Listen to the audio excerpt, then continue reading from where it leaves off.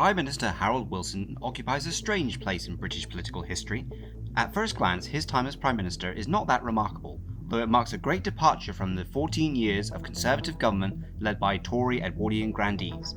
But under the surface, it is a tale of spies, coups, conspiracies, and the drama of the Cold War.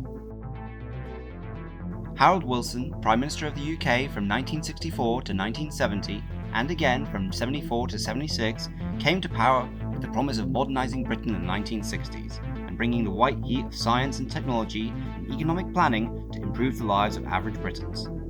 However, by the time he left the premiership for the second and last time in 1976, his reputation had largely soured, with the economic situation only improving for a short time, and whilst his government enacted some landmark reforms, such as abolishing the death penalty, decriminalising homosexuality, and legalising abortion, these were building on trends which have been present for years, and in fact, British society, to a remarkable extent, remained the same as before. What does set Wilson apart is the myriad of conspiracy theories that surround him and his time in office, conspiracies that seem more suited to an American president than a British Prime Minister.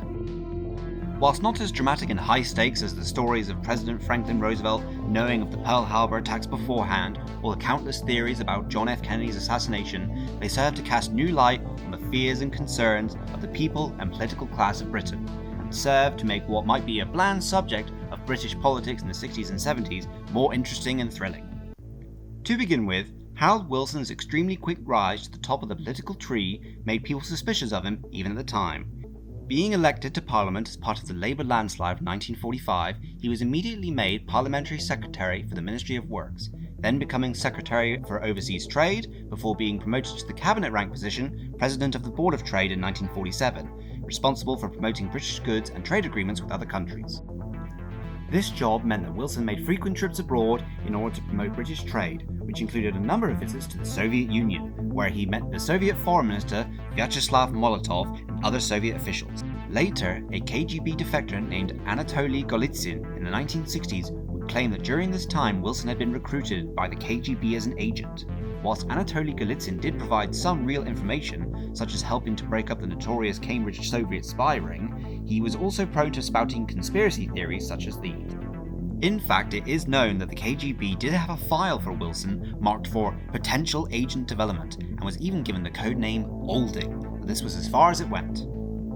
The idea that the British Prime Minister was or had been a KGB agent was of course nonsense, and very few believed Golitsyn's claims, apart from a minute section of MI5 and some later journalists. Yet as Harold Wilson climbed further up the political ladder, he would face much more real challenges and threats to his position. A chance event would propel Wilson to the highest position in the land, and although he may not look it, he would be the youngest British Prime Minister of the 20th century. By 1963, the UK government and economy were in crisis. The country had been forced to scuttle and leave most of its imperial possessions, and it was running a trade deficit in the hundreds of millions. Britain, in a short time, had gone from a global superpower to a two-bit player on the verge of being taken over by its more robust European neighbours, who now formed the European Economic Community, or the Six, the forebearer of the European Union. The Conservative Party, which had been in power since 1950, was seen as outdated, exclusive, and old-fashioned, whose leadership was still being dominated by the landed classes and public-schooled Edwardian grandees. A sex scandal, the Profumo affair, a subject deserving of its own video, only served to make the Conservative Party seem even more corrupt and hypocritical, and it was quickly losing public support. As such, the Labour Party stood a good chance of winning the upcoming general election of 1964. But at this time, Harold Wilson was not the leader of the Labour Party, but rather Hugh Gaitskell. Gaitskell was something of a moderate and had trouble maintaining unity in the Labour Party between the left and right-wing factions over how socialist the party should be. Another issue that was threatening to tear the party apart was Britain's nuclear weapons programme. The growing campaign of nuclear disarmament, CND, was very influential in Labour circles and fought hard to make nuclear disarmament a Labour Party platform. Gaitskell, however, was able to counter these groups and was soon able to provide a sense of unity and leadership in the party, and was proving as popular as ever, and seemed to be on the cusp of becoming Britain's next Prime Minister. However, just a year before the election, Gaitskell suddenly died. The timing of his death presented an opportunity for Wilson as it cleared the way for him to become the leader of the Labour Party. This gave birth to the idea that Gateskill had somehow been poisoned or even murdered by Wilson and his supposed KGB allies, another claim made by Anatoly Golitsyn. Although Gateskill in fact died of lupus, a type of autoimmune disease, and Wilson's election as party leader was far from assured. Although the fact that his main opponent, George Brown, had a problem with alcohol and made a number of public gaffes eventually helped him to secure the election before narrowly winning the general election of 1964. Whilst for a time the economy improved steadily thanks to American loans, and Wilson was able to use this momentary good fortune to win a landslide victory in the snap election of 1966, Britain was still running a trade deficit, and millions of pounds continued to leave the economy every day. Also, the British pound was pegged at a higher value compared to other currencies, making British products more expensive and thus less competitive in the international market. Wilson was hesitant to devalue the pound as it was seen by many British people as a source of pride.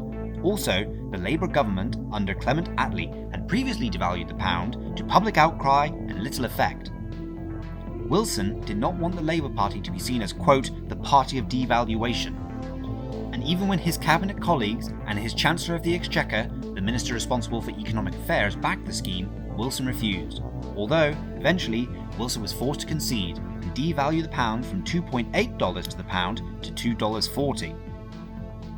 Once news of the planned devaluation leaked out, many who held stocks and bonds in British pounds rushed to sell them before they lost value, making the money drain problem even worse.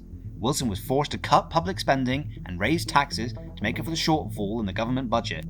And after linking his personal reputation so much to the topic of devaluation, his capitulation on the issue severely damaged his credibility, and hopes of the white heat of modernisation were now a distant memory.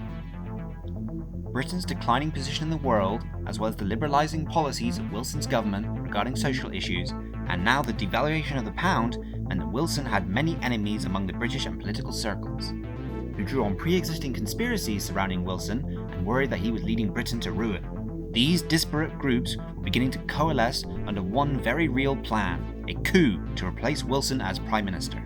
Whilst many people wanted Wilson to be replaced, one man took it upon himself to be the driving force behind the various plans, Cecil King. King, at this time, was a director for the Bank of England and chairman of the Daily Mirror newspaper, the most widely read newspaper in Britain at the time, itself part of the International Publishing Corporation, which was at the time the biggest publishing organisation in the world. Cecil King was, in effect, much like the Rupert Murdoch and Fox News of his time. King had first supported Wilson in the 1964 general election, but now had multiple reasons to dislike him. King appealed to Wilson to make him a lord or an earl to give him a hereditary title similar to his cousins. Wilson, as a Labour Prime Minister, said he was not going to award any hereditary peerages. This infuriated King, and combined with the economic crisis and tax rises Wilson was imposing, drove King to set in motion his plans to force Harold Wilson out of office. Outrageously, King, rather than conducting his scheme in total secrecy, started sending letters and inviting others who disliked Wilson to dinner. He even sent letters to other Labour ministers and potential rivals to Wilson, including leader of the Conservative Party, Edward Heath. To be fair, this did not always take the form of a military junta-style coup, but rather a parliamentary coup. Some people, including Wilson, feared that the right wing of the Labour Party might split to form a coalition government with the Conservatives, with another member of Parliament serving as Prime Minister. Such an idea was not without precedent, as in 1931 when Ramsay MacDonald, who was at first a Labour Prime Minister, took his faction of the party and joined with the Conservatives to form, quote, a national government. What made King different from others who thought about this issue was that he inflated his own importance, imagining himself as playing a leading role in the coming transition, writing letters and sounding out potential candidates for Prime Minister in a list as if he were the one to make the choice. To be sure, King was in control of the largest newspaper in the country, and since the Daily Mirror was a Labour-supporting paper, he had contacts and regularly met with government ministers, so he could prove influential. Where King crossed the line between slightly unbalanced self-aggrandizement to actual conspiratorial behaviour was when he invited prominent members of the establishment to a meeting. Chief among these was Lord Mountbatten, the Queen's second cousin and Prince Philip's uncle, and until recently Chief of the Defence Staff, who King spoke to through an intermediary. Mountbatten was at first not entirely opposed to the idea, saying that the solution to the country's problem was now a job for younger men, and obvious talent and administrative ability that does not exist in Parliament must be harnessed. Mountbatten then listed his own thoughts on various people who he thought could be leading figures in this new government. Since Mountbatten had not dismissed the idea out of hand, another meeting was scheduled, this time at Mountbatten's house. King opened the meeting with his gloomy prediction that if Wilson continued to lead, then the government would disintegrate, and there would be bloodshed in the streets, and the armed forces would have to be involved. Mountbatten himself reported that morale in the army was very low, and the Queen was receiving huge numbers of petitions and very worried about the situation. Mountbatten then asked exactly what his role was to be in any plans King had made. King replied that Mountbatten's closeness to the Queen would be vital should there be any point where the Crown might need to intervene, as would his connections in the armed forces. King then outlined his plan of having Mountbatten as the titular head of a new government backed by various like-minded politicians, businessmen, and the army. King himself wrote to Wilson in 1966 saying there may come a time when there will be a need for a British Charles de Gaulle, in reference to the return of the French wartime leader to public service again as President of France in the 1960s during the crisis in Algeria, which threatened to bring about civil war in France, which was also undergoing a wave of rioting at the time. It was at that moment during the meeting that Solly Zuckerman, the government's chief scientific advisor who had also been invited, arrived. Zuckerman, after hearing Cecil King's plan, realised it amounted to nothing short of a military coup, and was horrified, saying, "This is rank treachery. All this talk of machine guns on the streets is appalling. I am a public servant, and I will have nothing further to do with it, nor should you, Mountbatten." Mountbatten quickly came to his senses, realising this was going too far, saying he now agreed with Zuckerman and that King's plan was dangerous nonsense, and that he regretted ever coming. Mountbatten later reported this meeting to the Queen. King himself was not so easily put off, and despite the loss of the most prominent member and figurehead of his secret cabal, he soon resigned from his position at the Bank of England, and in his role as head of the Daily Mirror paper, ordered the publication of the following headline: "Enough is enough." In the article below, he railed against Wilson and all Britain's post-war leaders, hoping to turn public opinion further against Wilson and force his resignation or removal. Ironically, this made many of the Labour politicians who had had their doubts about Wilson close ranks and support him, as they did not take kindly to being ranted at by a newspaper baron. In the end, the article actually did far more damage to King than anyone else, as the Mirror was a Labour-leaning paper, and King's writings were seen as damaging both the paper's reputation and its potential sales. Thus, King was brought before the directors of the International Publishing Group and unceremoniously fired. For Wilson's part, this was not the end of his worries, as his government remained on shaky ground and would in fact go on to lose the general election of 1970, only for Wilson to then return to power in 1974, albeit for only 2 years, before resigning on health reasons. And so the story of this very British coup ends before it really begins, amounting to little more than a few meetings in smoke-filled rooms. But what makes this story remarkable is that this was not the ravings of some group on the fringe of society meeting in a shady basement, but people who were at the very top of British politics, business, media, and even the military. Whilst this story may seem unbelievable, seen in the context of the tumultuous year that was 1968, with political assassinations in the US, mass rioting in France, and political unrest in Eastern Europe, these events can be examined more clearly, as for many people around the world saw themselves as living in a time of chaos and national decline, where people sought a variety of drastic solutions.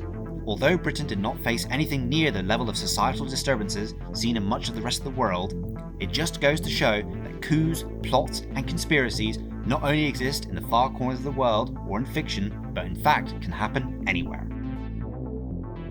I hope you enjoyed this video, and thanks for watching. If you want to see more from Newsreel History, remember to like, comment and subscribe to see more content. I'll see you next time.